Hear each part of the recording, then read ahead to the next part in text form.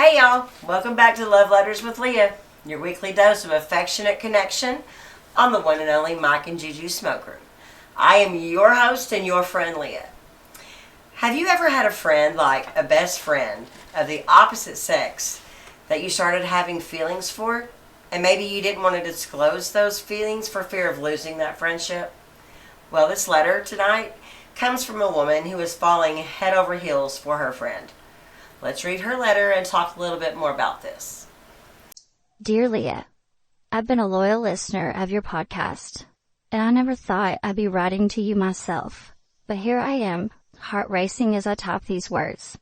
I need your advice about a situation that keeps me up at night, making my heart flutter and my stomach tie itself in knots. I'm divorced in my late 30s, and I found myself deeply in love with my best friend. He's also divorced, and we've known each other for almost 5 years now. We met in a divorce support group, of all places, and somehow our shared experiences of healing and rebuilding created this beautiful friendship that I cherish more than anything. The thing is, our friendship has become my safe haven. We text daily, we have weekly movie nights, and he's the first person I call with good news or when I need a shoulder to cry on. He knows exactly how I take my coffee, remembers tiny details about conversations we had months ago, and makes me laugh until my sides hurt. When I'm with him, I finally feel like I'm finally home. But lately, these feelings have grown into something more. I catch myself staring at him when he's not looking.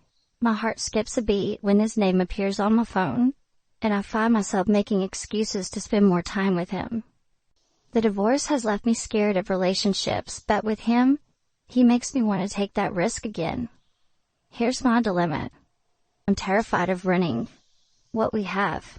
This friendship helped us both heal from our past relationships, and the thought of losing him completely, if he doesn't feel the same way, paralyzes me with fear. We've both talked about how rare and precious true friendship is, especially after divorce, and I don't want to jeopardize that. I've tried dropping subtle hints, but he either doesn't notice them or chooses not to acknowledge them. There are moments when I think I catch him looking at me differently, or when our hugs linger a little longer than usual. But I might be reading too much into things because of my own feelings. How do I tell him? How do I find the courage to put my heart on the line again? And if I do tell him, how do I make sure our friendship survives if he doesn't feel the same way? I don't want to lose my best friend, but I also don't want to spend the rest of my life wondering what if. Please help me find the right words and the courage to use them. Sincerely, heart on my sleeve. Well, sweetie, sounds like you got yourself in a bit of a platonic pickle. First, I want to thank you for having the courage to write to me and share your vulnerable story. I really love your letter, and I know many of our listeners will relate to your situation. That delicate balance between wanting more and fearing loss. Let me tell you something I've learned from reading love letters over the years. The what if scenario that you're afraid of is already affecting your friendship. When we carry feelings for someone, they tend to create tiny invisible walls. Moments where we hold back. Times we second guess ourselves, or instances where we're not fully present because we're too busy analyzing every interaction. In a way, by not speaking your truth, you're already altering your authenticity of your friendship. I understand your fear. After divorce, rebuilding trust isn't just about trusting others. It's about trusting yourself again. Trusting your judgment, trusting your heart, and your ability to recover if things don't go as planned. But here's what stands out to me in your letter. You two built a friendship during one of the most vulnerable periods of your lives. That kind of foundation is rare and precious, yes, but it's also incredibly strong. Here's what I suggest. Instead of making this a big dramatic confession, try having an honest conversation about how your feelings have evolved. Choose a quiet moment when you're both relaxed, perhaps during one of your movie nights. Start by acknowledging how much you value your friendship. Be honest about how your heart has opened to the possibility of more. You might say something like, Our friendship means everything to me, and because of that, I need to be honest with you. Over time, my feelings have grown into something deeper.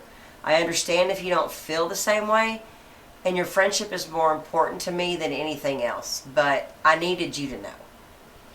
This approach accomplishes several things. It respects the friendship that you've built. It gives him space to process his feelings. And it provides him a graceful way to maintain the friendship if he doesn't share the same romantic feelings as you do. Remember this: true friendship, real, deep, supportive friendship, like what you two share, isn't so fragile that honesty is going to break it. If he doesn't share your feelings, yeah, things might be a little awkward for a little while. But a friendship that's strong enough to survive divorce and support healing is strong enough to survive honest emotions. Once more, your letter hints at moments that suggest that he might feel the same way. Those lingering hugs, the special looks. Sometimes two people who've been hurt before need one of the people to be brave enough to make the first move.